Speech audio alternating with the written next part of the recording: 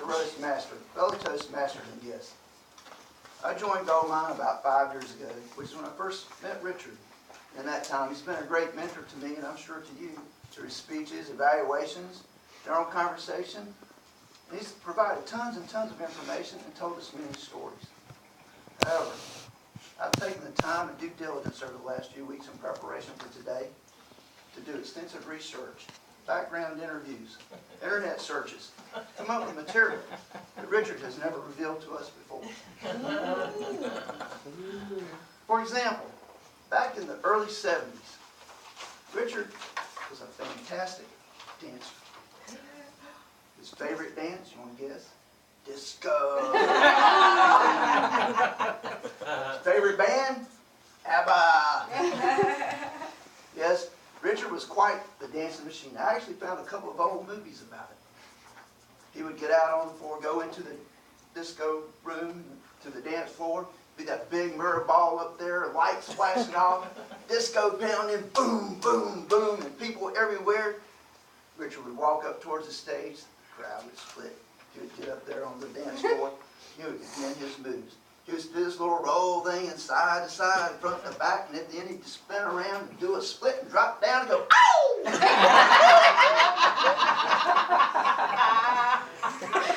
It was awesome. But Richard, he danced for many, many years, and then it took a toll on his body. And he was out on the dance floor one day, very famous, very large crowd. He did his moves, those roll the hands side to side, front to back, spin around. He went down, he injured himself. Instead of going, ow, he went, yow!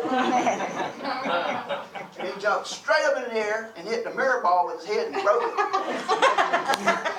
The mirror ball.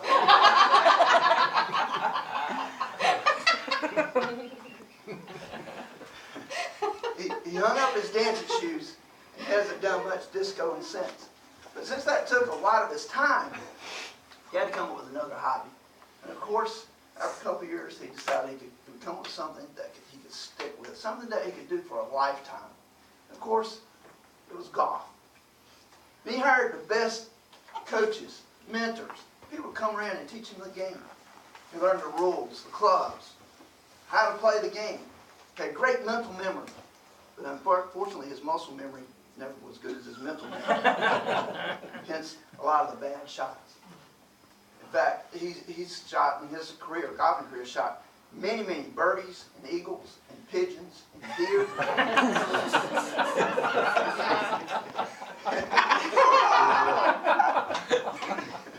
In fact, if you look in the Guinness Book of World Records, you can see Richard's name out there for the category of hitting the most birds, deer, antelope, and everything else without injuring them. That's the most amazing feat. One time when Richard was out playing golf out west somewhere, he accidentally hit a moose. The moose got mad and chased him. And he had to employ his disco skills to get away. I can see him spinning around and jumping around and get away from that big old critter. And one other interesting factoid about Richard's golfing career, many years ago, he was out playing golf, and he was spotted by this little boy sitting there and said, "Daddy, I want to play golf." He said, "Why, son? If that man can play golf, I can too." That was Tiger Woods.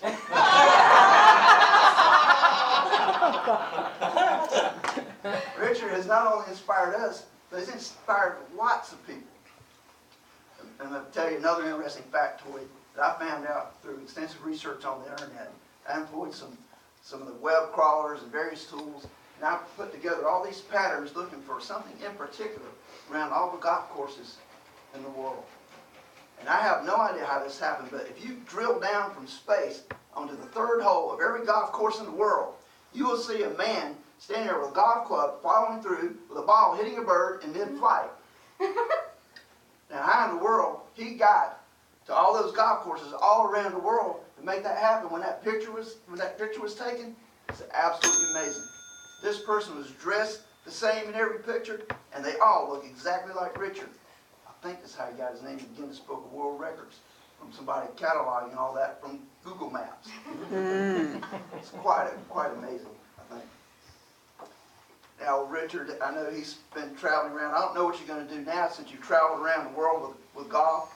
And you've been out disco dancing everywhere. You've provided us all these wonderful stories. I'm sure there are many stories, Richard, that you still have left to tell us. You held out on these few that I just shared today. Hopefully in your future travels you'll come back and share with us some of your stories after the fact. Thank you, sir.